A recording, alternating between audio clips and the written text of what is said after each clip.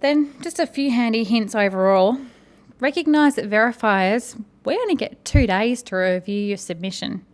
I know that you spend months and months putting it together, but 2 days is a very short amount of time. If you submit an EMP and you don't reference a certain section, we'll have a go at trying to find what you're referring to, but we're not going to read the report cover to cover.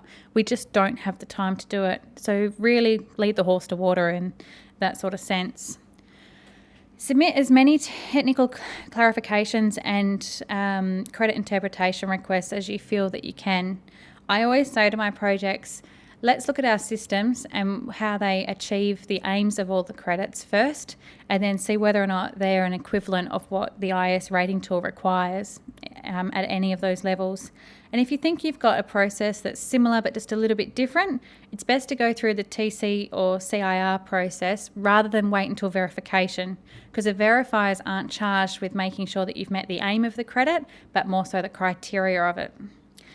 As I've mentioned before, having a MCA or a decision-making tool in place is highly valuable. It might not work out so highly valuable in terms of points necessarily, but I've found that it's a great way for designers and constructors to really think through situations and actually give thought to the process they undertake in their mind anyway.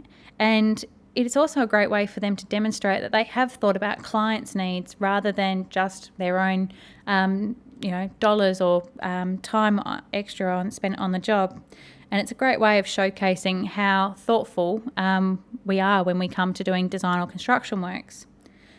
If you're going to be doing artwork, try and include some heritage aspects in it anyway. It's a great way of giving the project a feeling of place to the local community.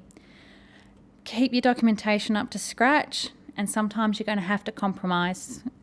The tool inherently does require compromise, but also just in general, some things are going to have to be compromised because there's other factors than just what's in the tool that need to be implemented as well.